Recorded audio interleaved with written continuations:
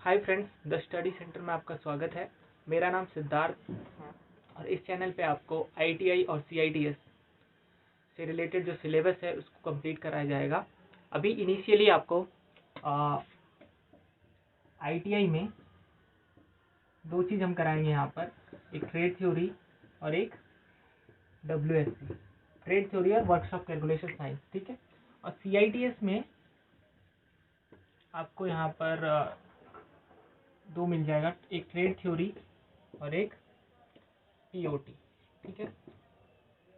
बाकी का जो सब्जेक्ट है उसको हम स्लोली धीरे धीरे स्टार्ट करेंगे, बट अभी आपको जो कंटेंट मिलेगा, जो भी वीडियोस मिलेंगे, एक आईटीआई की ट्रेड थ्योरी और डब्ल्यूएससी और सीआईटीएस का ट्रेड थ्योरी और पीओटी।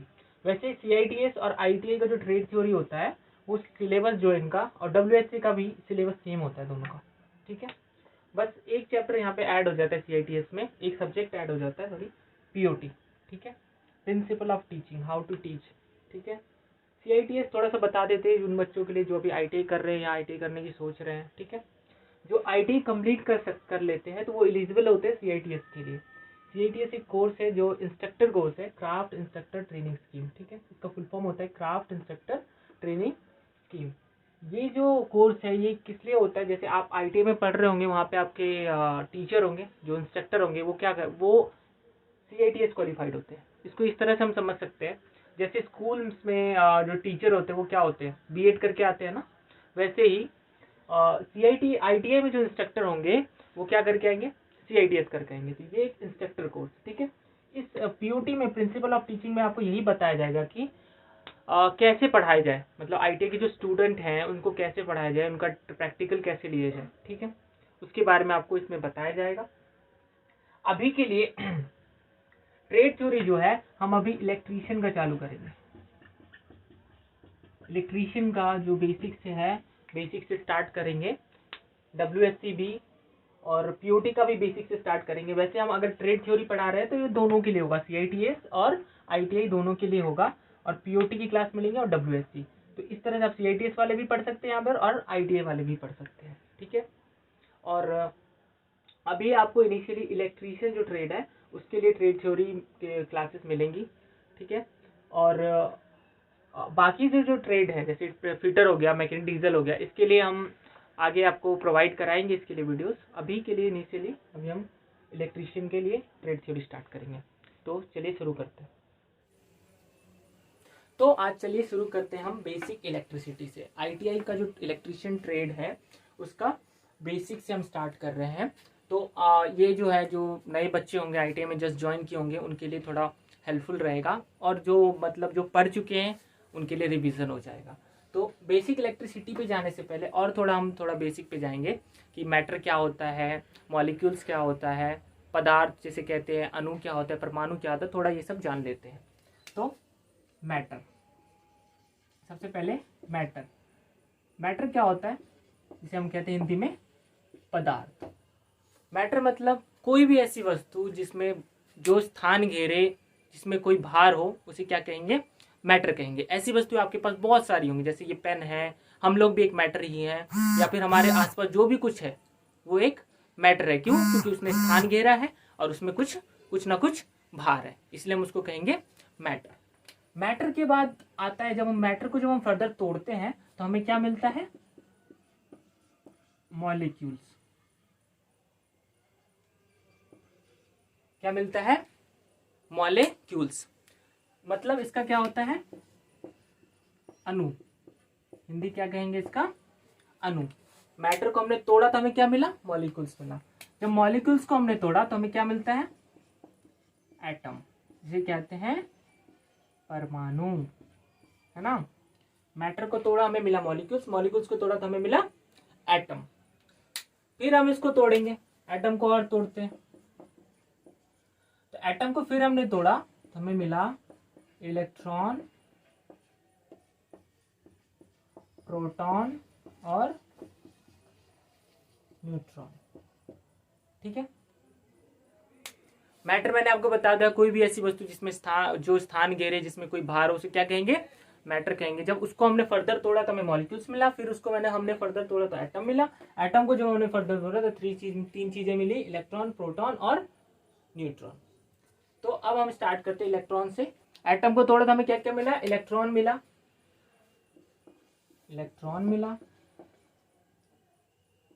इलेक्ट्रॉन मिला, प्रोटॉन मिला और न्यूट्रॉन मिला। तो इसका मास देखेंगे, इसका मास क्या होता है, इन ग्राम होता है। मास क्या, मास मतलब इसका भार कितना है, तो इसका भार होता है 9.02 इंटू 10⁻⁻28।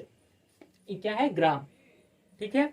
और इसका जो चार्ज होता है, चार्ज अगर हम कहेंगे, चार्ज कितना होता है, ये 1.6 इंटू 10⁻⁻19। ये किसमें होगा, नेगेटिव में, क्योंकि इलेक्ट्रॉन क्या है, नेगेटिवली चार्ज होता है, उस पर क्या होता है, ऋणात्मक चार्ज होता है, आवेश होता है, ठीक है। अब प्रोटॉन का देखें तो प्रोटॉन का जो भार होता है वो होता है 1.673 इंटू 10⁻⁻24। 1.673 इंटू 10⁻⁻24 क्या, इन ग्राम। इस पे जो चार्ज होगा वो चार्ज कितना होता है, पॉजिटिवली चार्ज होता है, 1.6 इंटू 10⁻⁻19। इलेक्ट्रॉन पे क्या होगा, नेगेटिव चार्ज होगा, प्रोटॉन पे क्या होगा, पॉजिटिव चार्ज होगा। कितना, दोनों का चार्ज जो होता है वो सेम होता है, बट अलग क्या होता है, बस उसका ये नेगेटिवली चार्ज होता है इलेक्ट्रॉन, और प्रोटॉन क्या होता है, पॉजिटिवली चार्ज होता है। और जो न्यूट्रॉन का भार होता है 1.765 इंटू 10⁻⁻24। और न्यूट्रॉन क्या होता है, उदासीन होता है, हम जानते हैं, इस पे कोई चार्ज नहीं होता, तो इसे नो चार्ज। ये क्या होता है अब जैसे आप एग्जाम आता है, एमसीक्यू में पूछते थे कि इलेक्ट्रॉन पे कितना चार्ज होता है, इलेक्ट्रॉन का भार कितना होता है, ठीक है ना। और एक चीज याद रखना है, जो प्रोटॉन का जो भार होता है, प्रोटॉन का जो भार होता है वो इलेक्ट्रॉन के भार का कितना गुना, यानी 1845 गुना इलेक्ट्रॉन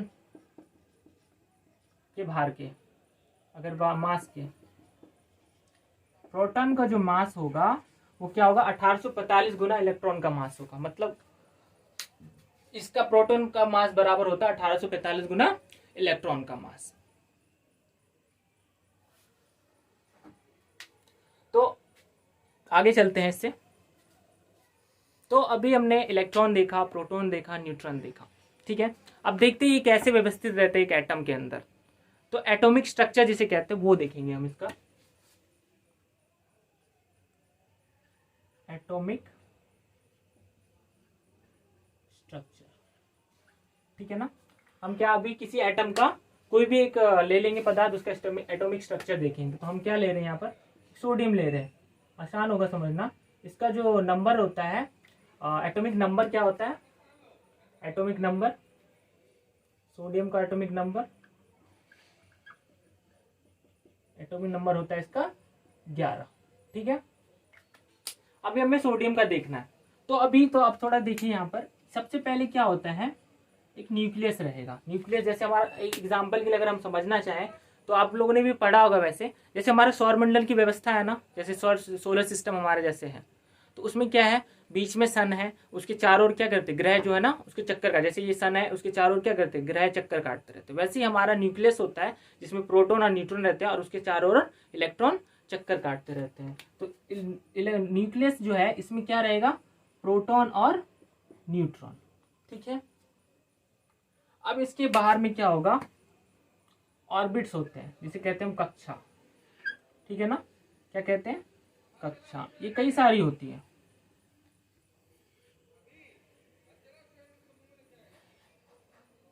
ये कई सारी कक्षाएं होती है। अब देखिए इसमें इलेक्ट्रॉन कैसे रहते हैं। प्रोटॉन और न्यूट्रॉन तो हमने देख लिया, प्रोटॉन सारा न्यूक्लियस में, न्यूट्रॉन भी सारा न्यूक्लियस में। अब हमें क्या देखना है, इसमें इलेक्ट्रॉन कहाँ पर है। तो इलेक्ट्रॉन जो है, तो पहले ऑर्बिट में जो इलेक्ट्रॉन रहेंगे वो इलेक्ट्रॉन, 2 इलेक्ट्रॉन रहेंगे। अब आप कहेंगे कैसे, तो इसमें समझने के लिए एक फॉर्मूला होता है, उसको ध्यान रखिएगा आप लोग।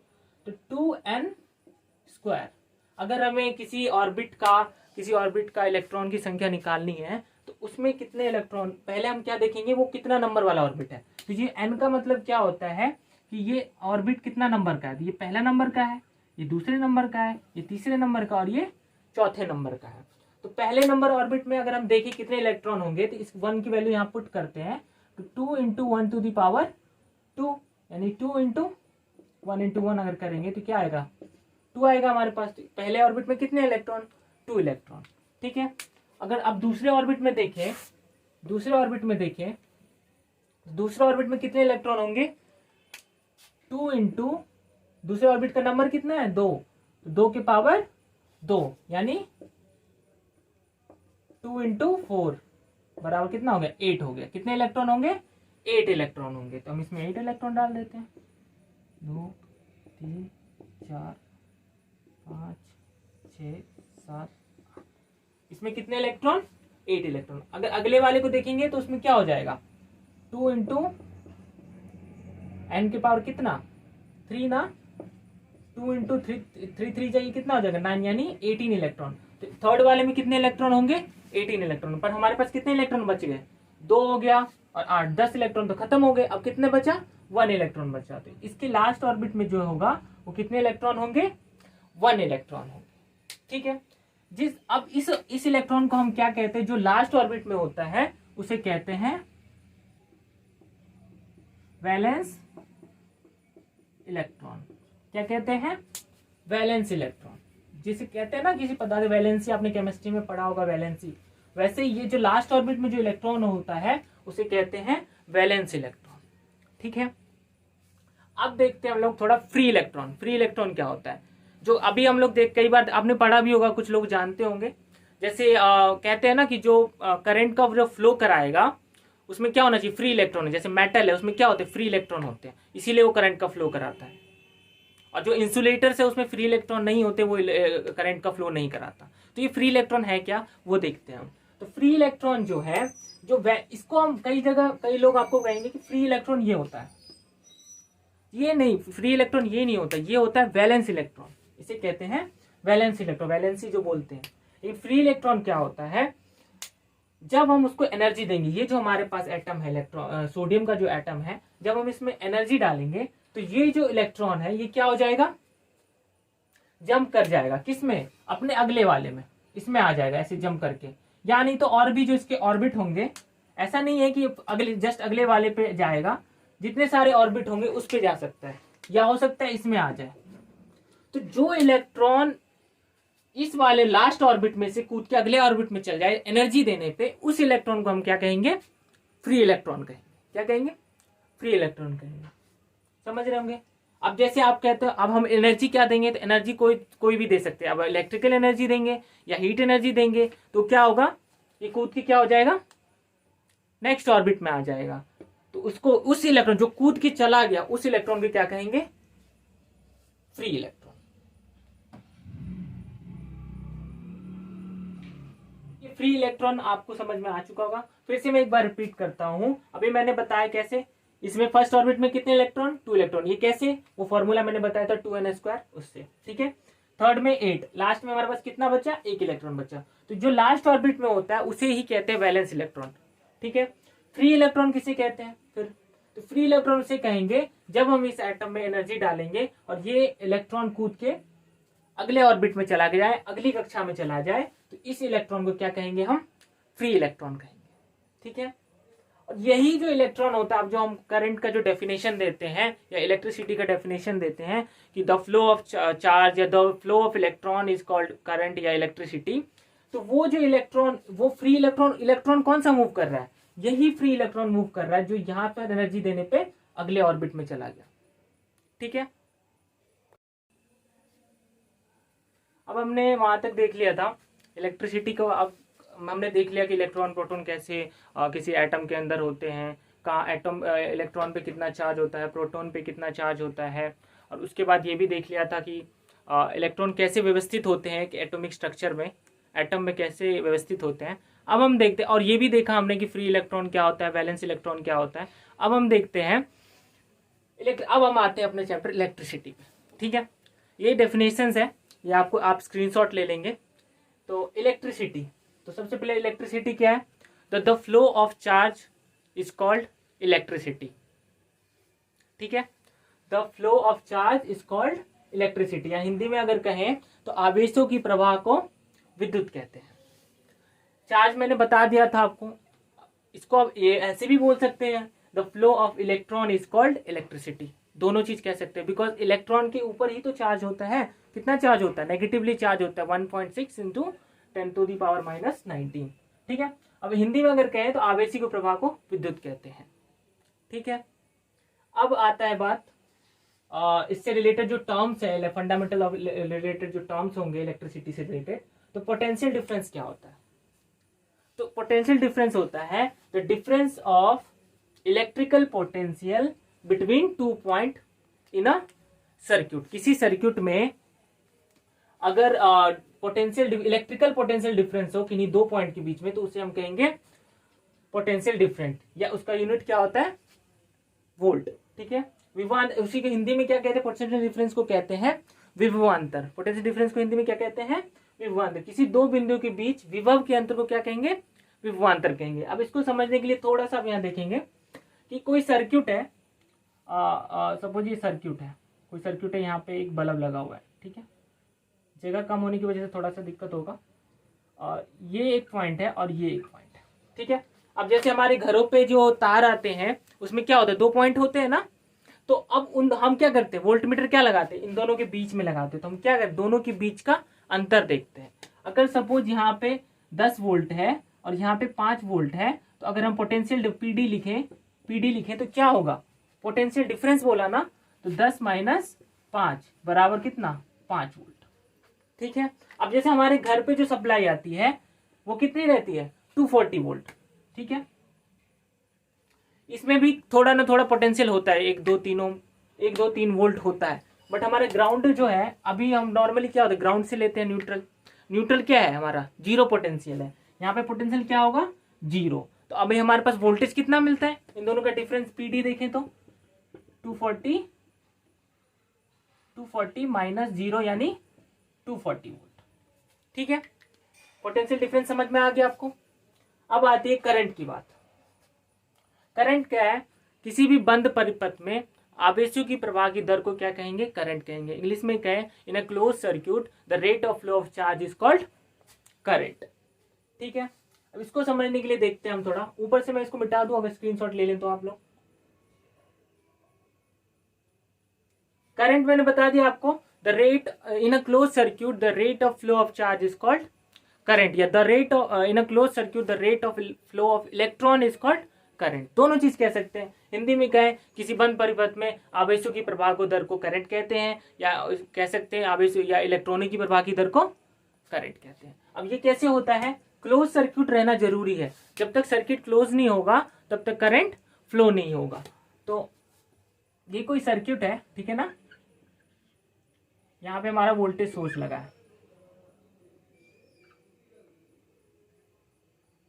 ये हमारा स्विच है S1। तो अभी क्या है, जैसे वोल्टेज लगा, बैटरी लगी है प्लस माइनस, ये 12 वोल्ट की बैटरी, यहाँ का प्लस माइनस 12 वोल्ट की बैटरी यहाँ पे लगी हुई है। यहाँ पे एक बल्ब है। ये बल्ब कब तक नहीं चलेगा? जब तक हम इस स्विच को ऑन नहीं करेंगे। जैसे ही हम स्विच को ऑन करेंगे तो क्या हो जाएगा? करंट फ्लो होना शुरू हो जाएगा। ऐसे करके करंट फ्लो होगा, ठीक है। करंट फ्लो होगा तो बल्ब जलने लगेगा। तो जब हम, अभी मैंने आपको बताया था ना सोडियम एटम का एग्जांपल लेके, उसके लास्ट ऑर्बिट में वैलेंस इलेक्ट्रॉन रहता है। जैसे ही हम इसमें सप्लाई लगाते हैं तो वो वैलेंस इलेक्ट्रॉन क्या करता है? फ्री इलेक्ट्रॉन बन जाता है, और वो फ्री इलेक्ट्रॉन इस तार के इस सर्किट में फ्लो करता है, जो जिसे हम क्या कहते हैं? करंट कहते हैं, ठीक है। तो the rate of flow of charge बोला ना हमने, तो इसका I इज इक्वल टू, अगर हम फॉर्मूला लिखे तो I इज इक्वल टू क्या होता है? Q/T। क्या होता है? I is equal to Q/T। Q जो होगा वो होगा कूलम, और टाइम जो होगा वो क्या होगा?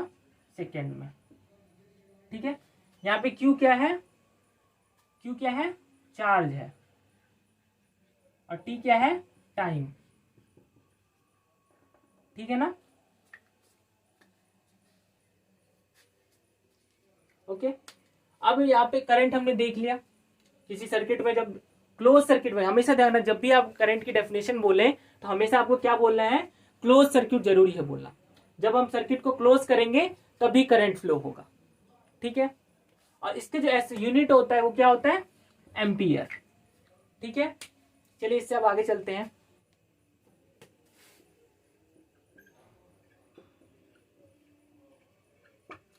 अब देखते हैं 1 एम्पियर क्या होता है, ठीक है।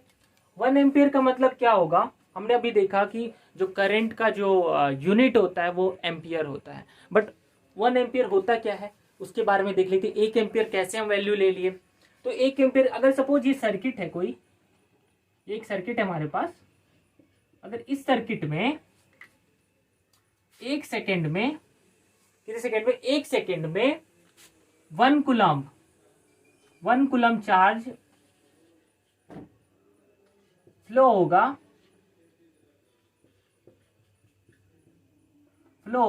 अगर इस सर्किट में 1 सेकेंड में 1 कूलम ऑफ चार्ज फ्लो होगा तो उसको क्या कहेंगे, 1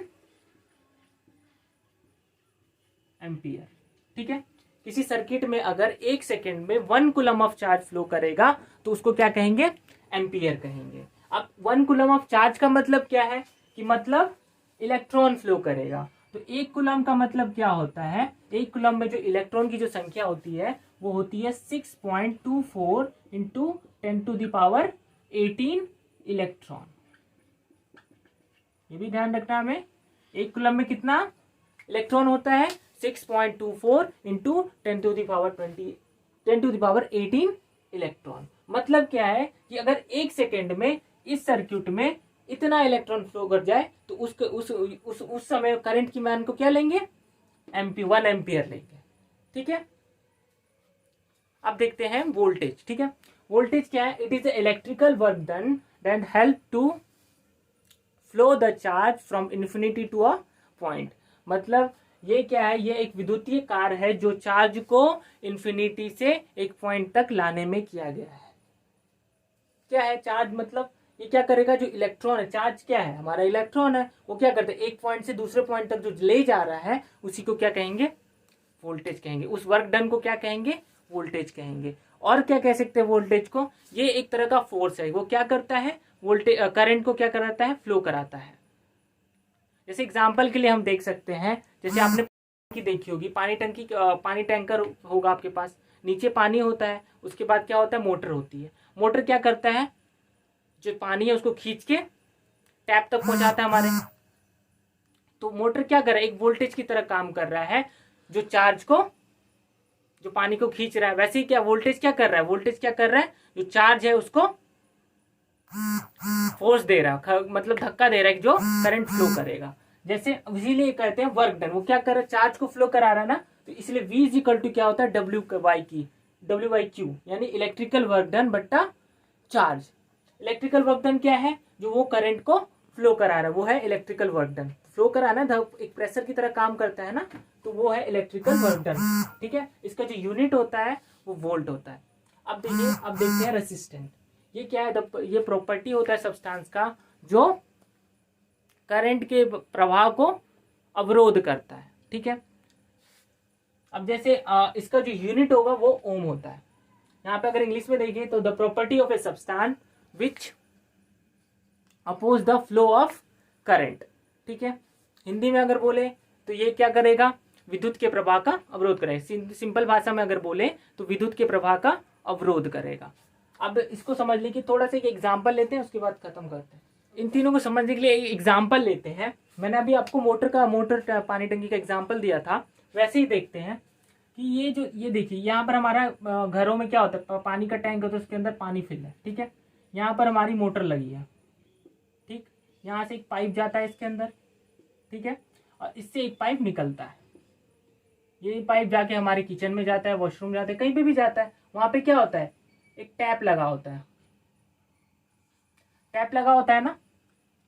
अब देखिए, अब इसको समझने के लिए एकदम समझ में आ जाएगा। यहाँ पर क्या है, पानी है ना, मोटर क्या करता है, पानी को खींच के कहाँ ले जाता है, फ्लो करा रहा है। मोटर क्या कर रहा है, पानी को फ्लो करा रहा है, और यहाँ पर आगे रुक जाता है। अब क्या है, जैसे हम टैप को खोलते हैं तो क्या हो जाता है, पानी फ्लो करने लगता है। अब टैप में एडजस्टमेंट होता है ना, एडजस्टमेंट होता है मतलब कम ज्यादा करने के लिए। अगर हम कम कर देंगे तो क्या होगा, पानी कम फ्लो करेगा, ज्यादा कर देंगे तो पानी ज्यादा फ्लो करेगा। पूरा खोल देंगे तो फुल्ली पानी फ्लो कर जाएगा।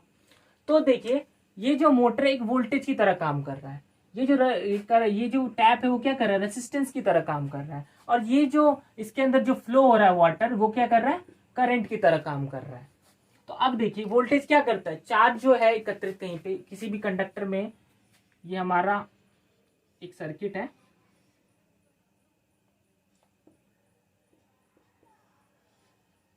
ये हमारा सर्किट है और यहाँ पे लगा दिया हमने रेसिस्टेंस। अब क्या है, यहाँ पे हमने वोल्टेज अप्लाइड किया, ये रेसिस्टेंस हो गया, ये करंट हो गया, ये हमारा हो गया करंट। ठीक है, अब वोल्टेज क्या करेगा, जो इस वायर के अंदर जो इलेक्ट्रॉन्स है उसको क्या करेगा, फोर्स करेगा। वो फोर्स करेगा तो कहाँ जाएगा, इधर आएगा। यहाँ पर क्या है, रेसिस्टेंस क्या है, बाधा है। यहाँ पे क्या होगा, रेसिस्टेंस बाधा है तो फ्लो ऑफ चार्ज क्या हो जाएगा, कम हो जाएगा, तो करंट कम हो जाएगा। ठीक है, अब थोड़ा सा देख लेते हैं डायरेक्शन ऑफ करंट क्या होता है। अगर हम डायरेक्शन ऑफ करंट कहें, विद्युत की डायरेक्शन कहें, तो वो क्या हो जाएगा कि पॉजिटिव से नेगेटिव की ओर, मतलब इस डायरेक्शन में फ्लो करेगा। आई अगर करंट कहे तो करंट किस डायरेक्शन में फ्लो करेगा, पॉजिटिव से नेगेटिव की ओर। ये हम पहले से भी पढ़ के आ रहे हैं, पॉजिटिव से नेगेटिव की ओर फ्लो करता है। लेकिन अगर हम लॉजिकली देखें इलेक्ट्रॉन कहाँ से फ्लो करता है, तो इलेक्ट्रॉन अगर हम बोले कि पॉजिटिव से नेगेटिव की ओर फ्लो करेगा तो कभी नहीं करेगा, क्योंकि इलेक्ट्रॉन पे क्या होता है, नेगेटिव चार्ज होता है। अगर हम बोले पॉजिटिव से नेगेटिव की ओर जाएगा तो हम जानते हैं पॉजिटिव नेगेटिव में क्या होता है, अट्रैक्शन हो जाता है। अगर हम बोले ये जैसे करंट इधर से फ्लो कर रहा है, अगर इलेक्ट्रॉन को भी बोले इधर से फ्लो कर रहा है, वो नहीं होगा, क्योंकि यहाँ नेगेटिव इलेक्ट्रॉन का नेगेटिव और यहाँ वोल्टेज का पॉजिटिव अट्रैक्ट हो जाएगा।